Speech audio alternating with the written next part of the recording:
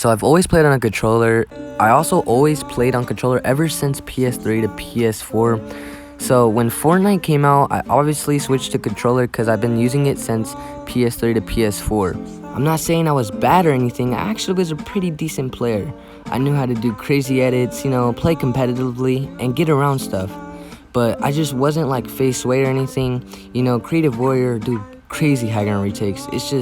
It's crazy how seasons went on and on, players just got extremely talented. I thought I was going to be able to be like them, catch up to them, be extremely talented as well. But I was completely wrong. I felt like I was getting nowhere. I just felt like my skill level on a controller just reached the max capacity. So that's when I decided to give keyboard a chance, ever since I watched my favorite streamers like Clicks and Booga play on keyboard and mouse. And yeah, so here's my 7-day progression on keyboard and mouse. So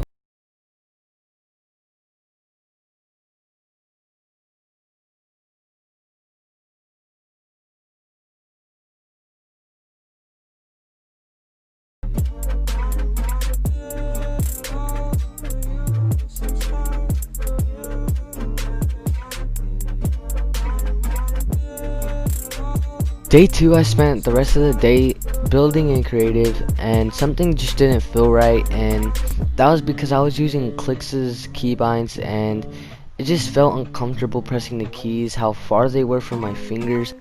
So I decided to go with my own keybinds, and here's my progression from that day.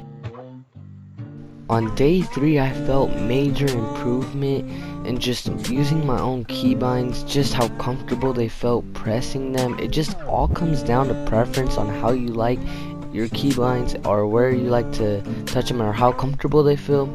And I just felt major improvement just because they felt so comfortable where I can actually press, and they weren't so far like I was using Clix's keybinds.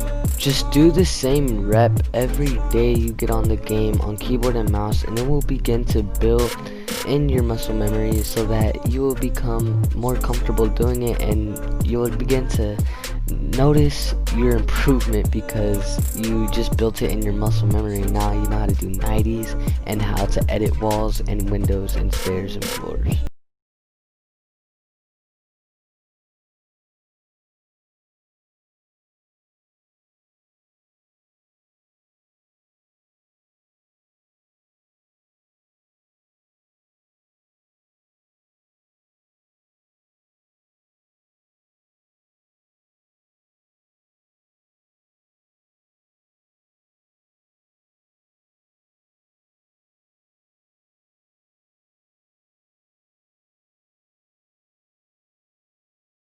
How much my edits improved. I only spent 4 days on keyboard. Just imagine after 3 months. Jeez.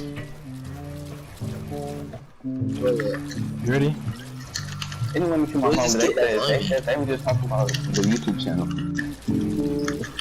What? They were just talking about the YouTube. On day 5, I decided to run some solos, and I was completely wrong. I really should have just stuck to 1v1ing, but as you can see, my edits were okay, and my aim was, it was alright, but it wasn't where I really wanted it to be, where the pros were.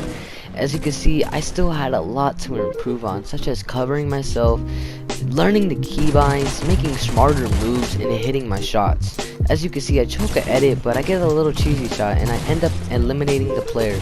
And then I died to this guy, and this guy almost really made me throw my keyboard, even break my mouse and keyboard, just by spectating him.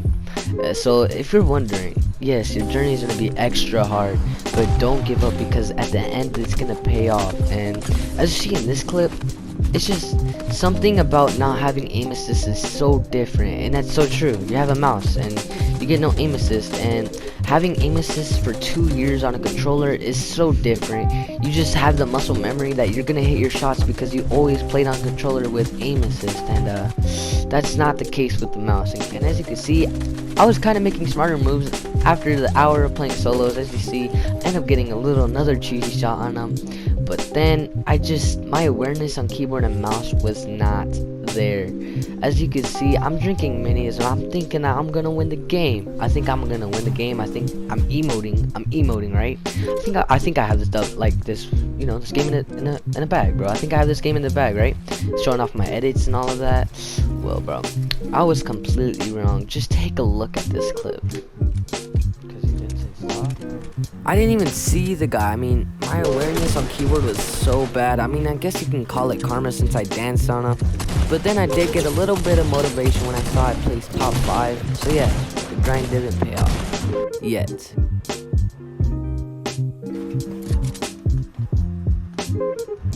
So on day 6, I decided to play some solos. And as you see, that shot was so dirty. That got me more motivation to even play more solos. But as you see, my aim was getting way better, but I mean, it wasn't where I was happy to where the pros are. And I'm playing solos, and I was doing okay. I ended up getting a nice clip right here, and but the same solo, I actually ended up dying. So day 6, I decided to take a break from it and do some 1v1s with my friend.